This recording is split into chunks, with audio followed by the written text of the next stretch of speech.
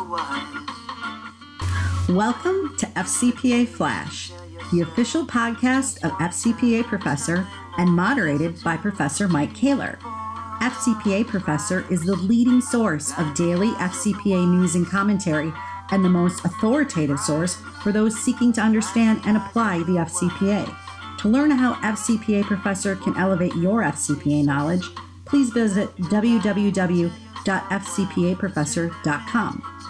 FCPA Flash is sponsored by the Red Flag Group. The Red Flag Group manages your integrity and risk profile, turning compliance into a competitive advantage. The Red Flag Group assists companies in developing and maintaining efficient and effective corporate governance and compliance programs and has a proven track record in providing integrity due diligence investigations in 194 countries.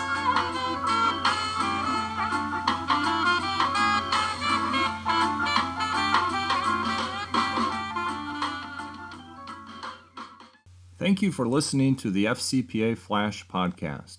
This is Professor Mike Koehler, and I invite you to my next FCPA Institute in Miami on January 12th through the 13th. To learn more about the two-day FCPA Institute and how it has elevated the FCPA knowledge and practical skills of a diverse group of professionals, please visit fcpaprofessor.com and click on the FCPA Institute. Welcome to FCPA Flash. This is Professor Mike Koehler, and today's guest is Andrew Levine, a litigation partner based in the New York office of Debevoise and Plimpton.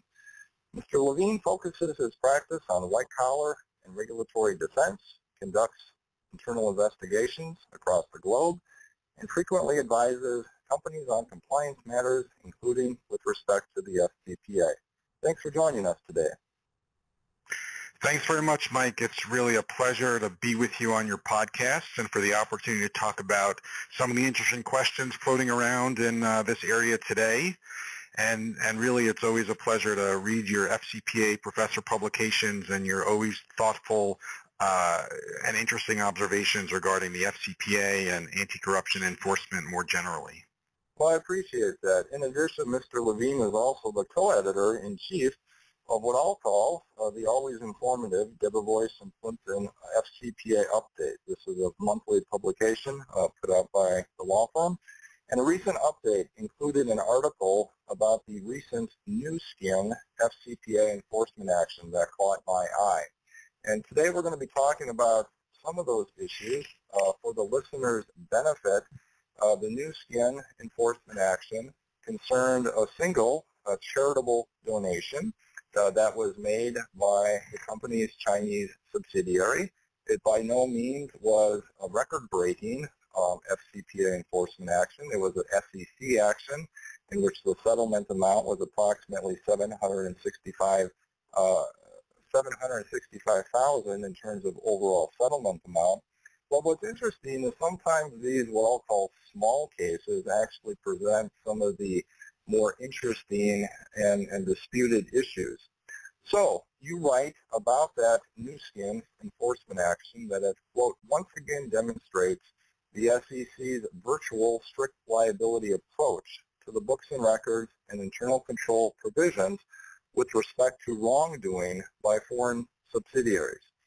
Can you elaborate on this point and tell listeners what is, from your perspective, concerning about the new skin enforcement action? Sure, Mike. It would be my pleasure. Let's begin with the statutory language of the FCPA. It's a good place to begin in terms of thinking about the concern here. And the accounting provisions, as you know, include both the books and records provision and the internal controls provision. With the books and records provision, there's the requirement that issuers make and keep books, records, and accounts which, in reasonable detail, accurately and fairly reflect the transactions and dispositions of the assets of the issuer. And we would note in particular here, there's a standard of in reasonable detail, which would suggest something other than complete exhaustion. And the internal controls provision, which is more elaborate, requires issuers to devise and maintain a system of internal accounting controls sufficient to provide reasonable assurances around how transactions are executed and recorded, how assets are accessed, and how the recorded accountability of assets is compared with existing assets. And significantly here, this provision refers to controls that are sufficient to provide reasonable assurances of these various internal control objectives. So within this framework, focusing in particular on the internal controls provision, the question that we're really driving at is a practical one, namely whether the internal control provision refer to a general set of risk-based controls instituted with foresight, or whether instead the provision somehow embodies case-specific controls evaluated with the full benefit of hindsight. And if the requirement is to institute risk-based internal controls, as would seem appropriate, and for issuer parents to make sure that their subsidiaries have reasonable controls as well, then the question becomes whether such controls were reasonable given the risks that the company generally face in the areas in which it's conducting its business. And in this situation, we have to recognize and be reasonable that no controls will ever be 100% effective. And the fact that there is a specific control failure should not mean that a violation necessarily occurred. But alternatively, if the internal controls requirement is always case-specific and applied by regulators with the full benefit of hindsight, seeking to identify what else could the company have done to prevent a specific failure, then that is a theory of virtually strict liability, as there is almost always something else that could have been done. And such a theory, which is virtually strict liability, is even starker, where, as is here with Nu Skin, and as we discuss in our article, it's unclear if the alleged gaps in internal controls actually would have prevented the failure at issue. So there's some excellent points that we'll talk about in a little bit more in depth in a second, but you're absolutely right. The books and records and internal control provisions are specifically qualified in terms of the written language. Further point, you're absolutely right that I share your perspective that a lot of times the SEC looks at this with the perfect benefit of hindsight and adopts what I've sort of been calling recently the woulda, coulda, shoulda approach to internal controls, because with the benefit of hindsight, there's always something a company perhaps would have done. And you also raise a very good point about causation. In a lot of these cases, I think the SEC advances an assumed causation sort of framework. In other words, if the company woulda or coulda just did this one other thing, this would have never happened. And I think I agree with you that that is far-fetched in many cases. Now, inform the listener what it is that Nu Skin, the issuer, the parent company, actually did to minimize the risk of FCPA violations in its Chinese subsidiary, including as to the specific charitable donation issues that were at issue in the enforcement action. Sure. So in terms of Nu Skin itself, I think it's worth examining the SEC order, and it's worth noting these are typically brief, as is the case here, which can limit what we know, and we don't always know everything, but we can know what's there. And based on the order, what we see is Nu Skin China wanted to make a donation to what apparently was a bona fide charity in order to avoid an adverse determination by the AIC, a Chinese regulator, which would have had adverse collateral consequences for Nu Skin China when they sought licenses in other provinces. And Nu Skin China didn't tell the parent Nu Skin about this. Even so, Nu Skin, the parent, recognized that there was the potential here for anti-corruption risk and told its subsidiary to consult with FCPA counsel and to follow the advice of that counsel. The SEC concluded that Nu Skin should have gone further and actually required Nu Skin China to conduct due diligence on the charity beyond the more general advice to retain FCPA counsel and to follow the advice of that counsel. But given the facts as the SEC presents them, it's quite possible that what due diligence would have shown if conducted at the direction of the parent or at the subsidiary's own instigation is that, one, the charity in question was not yet established in the relevant province, though it seems to have been set up very quickly as the donation was made soon after.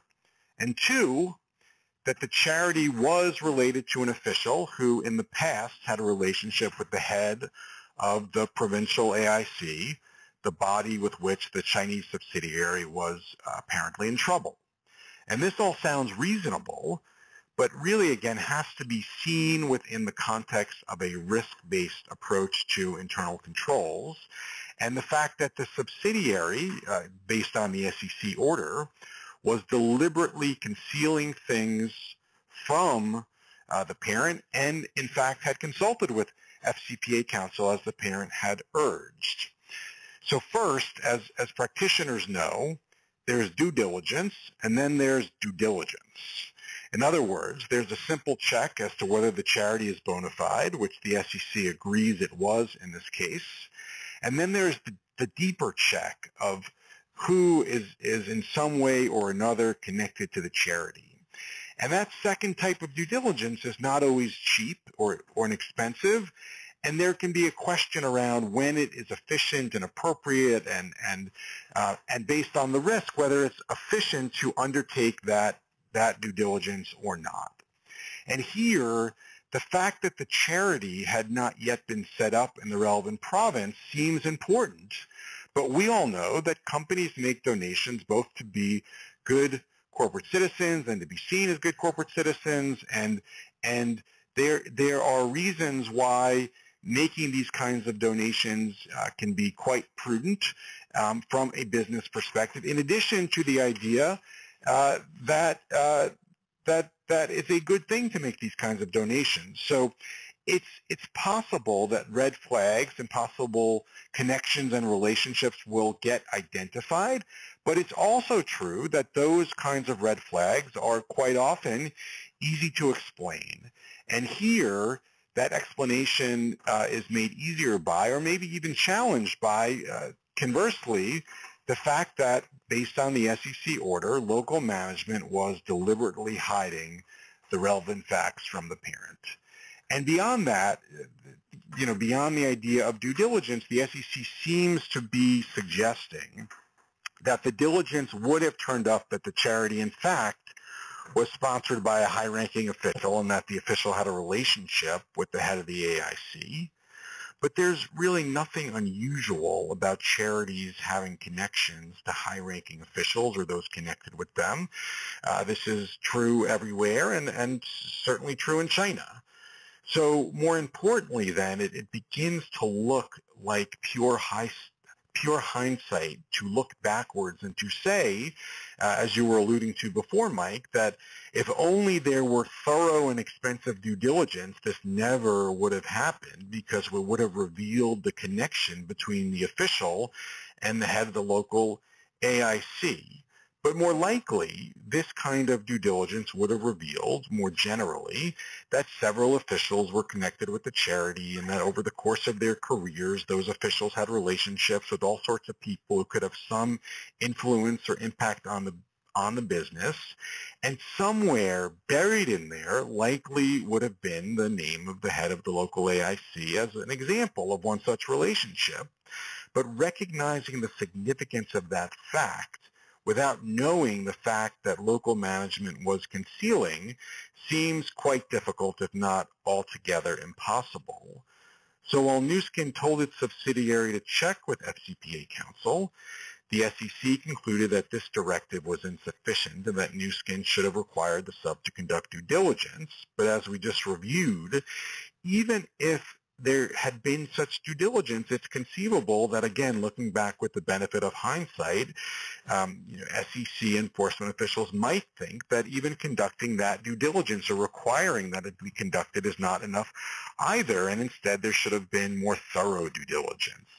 And even if there were such more thorough due diligence, it's possible that a regulator might conclude, nevertheless, that there was an internal controls failure, because buried in that due diligence report may be some kernel of information that, with the benefit of hindsight, folks may think should have tipped the parent off to the fact that the subsidiary was deliberately hiding relevant information from the parent. In truth, it's difficult to say, but the real issue here, I think, is that the sub was deliberately concealing facts according to the SEC's order.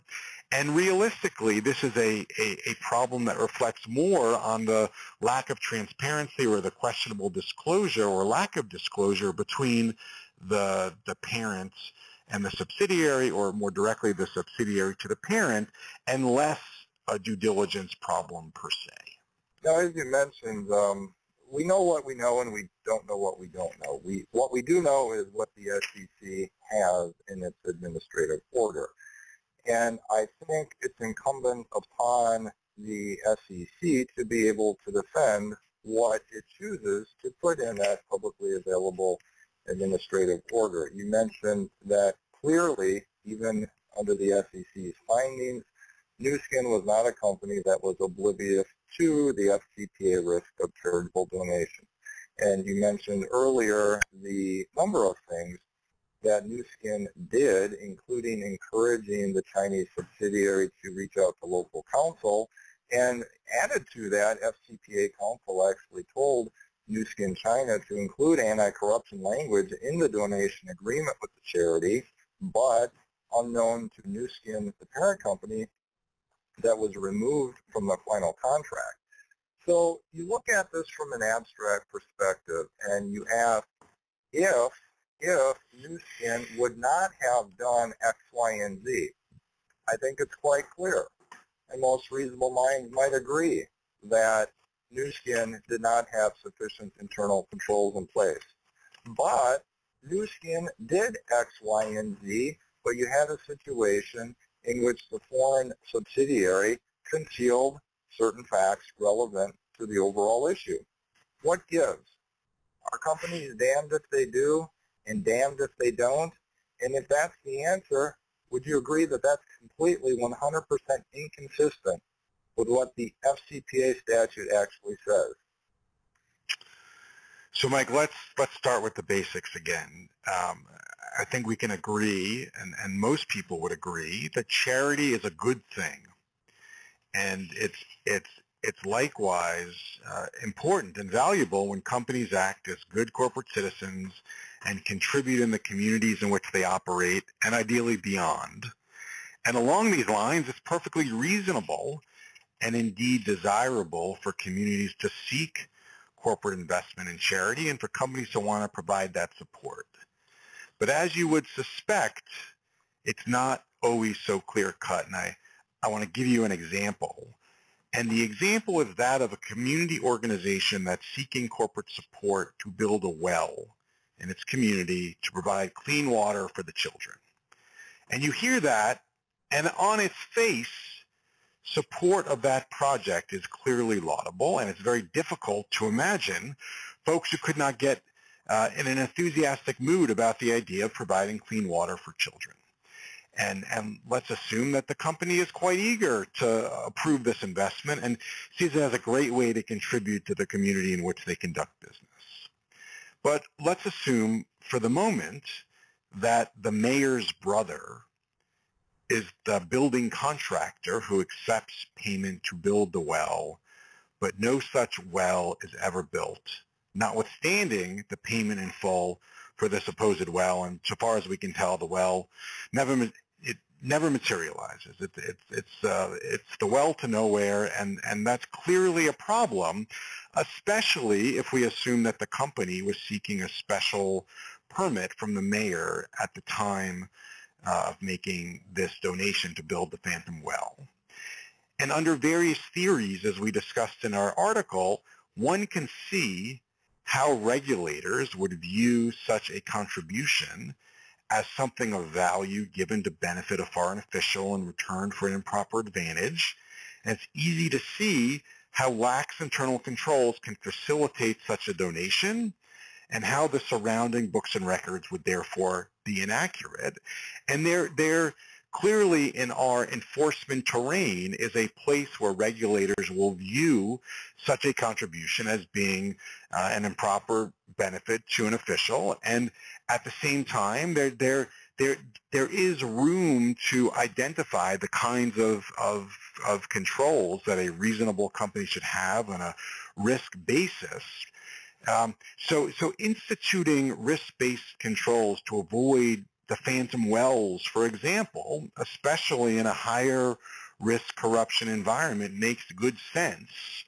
But the challenge, and these are the kinds of challenges that the people in the field grapple with every day and that we regularly advise our clients on, is how to actually design those risk-based controls and how to implement them in a reasonable manner, and how in practice employees of the local subsidiary do or do not follow those controls.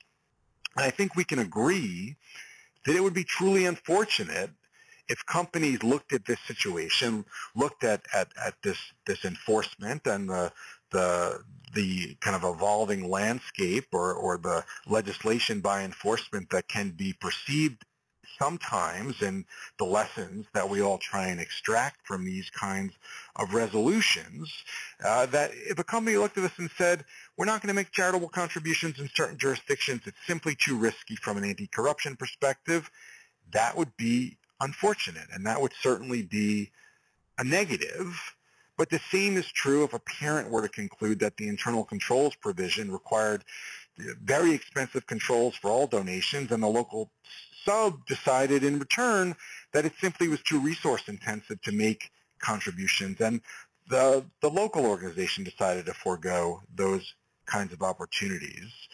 But arguably, there's an even more concerning possibility that I want to lay out there for you to consider, and this is magnified by what we see as the failure to see the difference between the parent and the sub in this virtually strict liability context that we were alluding to earlier, is that it is possible that a parent looks at this situation, decides it wants to institute numerous and cumbersome controls, and this leads employees at the sub to conclude that the process is unreasonable, and they therefore try and find ways to get around the controls, even where not actively seeking to do anything otherwise improper.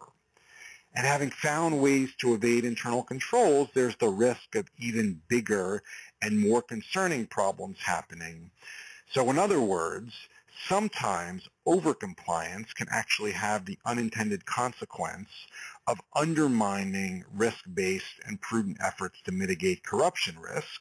And in fact, this is a problem that we see sometimes in the context of overly conservative controls in the meals, gifts, and entertainment context, though arguably understandable given the often aggressive enforcement of the internal controls provisions by regulators. I couldn't agree with you more on some of those observations. Obviously, the DOJ and the SEC, have a very delicate, legal-based, policy-driven, sometimes job when enforcing the FCPA. And time again, we hear rhetorical statements from government enforcement officials that were focused on bribes of consequence, bribes that have a meaningful distortion on the international marketplace, but yet what are they cranking out in terms of their enforcement actions? As you mentioned, many enforcement actions concern things of value in the travel and entertainment, in the golf, in the karaoke bar, in the spa and sauna space. And the new skin enforcement action certainly was not the first enforcement action based upon charitable donations, and it's probably not going to be the last either. But You mentioned this concept of risk aversion. FCPA enforcement has just as much of a soft impact on business organizations than a hard impact on the companies that are resolving the enforcement actions in the first place. And you mentioned the fact that is one of the impacts of some of these charitable donation cases, well-meaning companies, because of risk aversion, electing not to be a good corporate citizen, electing not to engage in the communities they operate in. And if that is the case, from a policy perspective, clearly whether some of these enforcement actions represent a net positive or a net negative. You talked about that, obviously a little bit before this, before my comments here, but any further thoughts on that, and whether the DOJ and the SEC should be more cognizant of how the 99.9% of companies subject to the FCPA are receiving and are reacting to the enforcement actions that they put out? So I think that the DOJ and the SEC officials who are enforcing the FCPA are doing so with good faith and good intention and a desire to uphold their responsibility to enforce the law. And where there are clear violations, then it is within the discretion of prosecutors and enforcement officials to bring those charges. And there may be circumstances where the greater good or where other situations presented by the possible charges brought suggest that a declination or walking away without bringing charges is the right way to go. And I think where I would kind of come back to what I was saying earlier is it is quite clear based on how the law has been enforced here and previously that the enforcement officials can see a charitable donation as a thing of value given to get an improper advantage, and there can be circumstances where there can be controls that are so wholly defective and inadequate that the parent's failure, the issuer's failure to ensure or take reasonable efforts that its subsidiary has controls can constitute a violation of the internal controls provisions, can result in inadequacies in the books and records that violate that provision. All of that is quite conceivable. But it is true that prosecutors can wear a public policy hat as well and can decide where to proceed and where not. And I think one of the recurring challenges that good companies grapple with every day, and I mean good responsible companies that want to do the right thing, want to comply with laws, want to be ethical, want to be good corporate citizens, is trying to balance between kind of risk-based policies that even with the benefit of hindsight can be viewed as kind of adequate procedures to try and prevent bribery and corruption, recognizing that a certain amount is inevitable and can occur notwithstanding the very best of procedures. And here I think there is an unfortunate tension in that if folks are over conservative on their gifts, meals, and entertainment, that may inhibit the development of business, and that is a bad in and of itself, of course.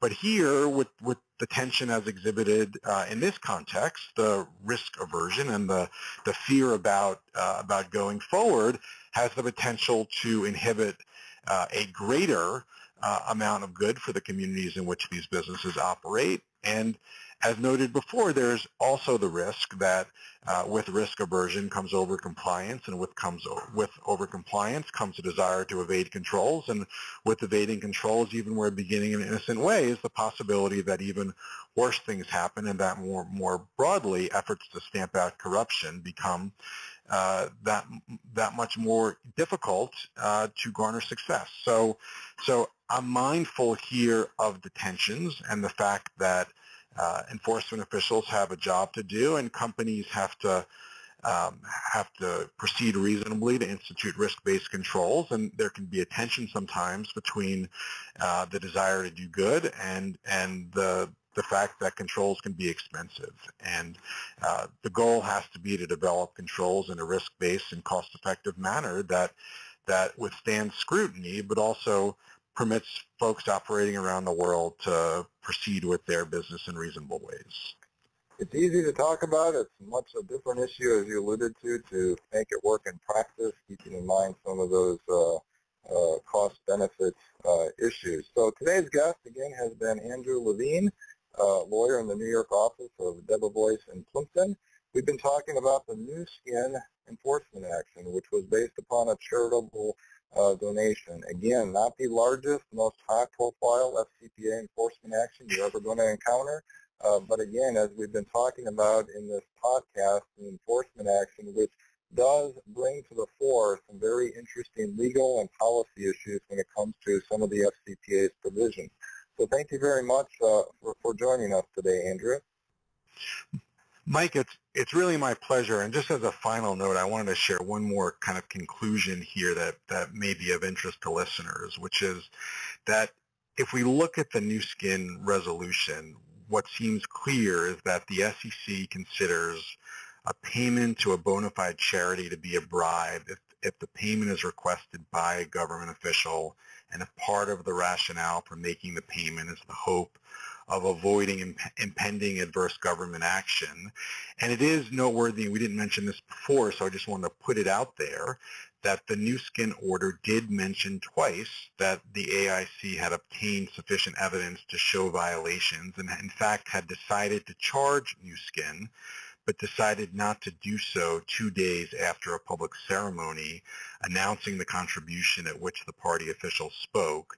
So in the end, as you put it, it can be easier to conceptualize than actually to do, but it is important for companies to recognize this is a potential risk area, that it is prudent to adopt risk-based and reasonable controls in this regard to guard against the risk of contributions being used in a way that regulators are likely to consider in violation of the FCPA or other anti-corruption laws, or in some way reflective of inadequate controls or inadequacies of the books and records. But there is a tension here that all companies need to be mindful of in terms of guarding against risk in a risk-based way, but also in a way that is actually executable on the ground. Yeah, thanks for adding that. And if listeners have not signed up for or are not frequent readers of Debevoise and Plimpton's FCPA update, I strongly suggest it's one of those monthly publications that should make its way to your reading stack. So thanks again for joining us, Andrew. Thanks again, Mike. I really enjoyed our conversation.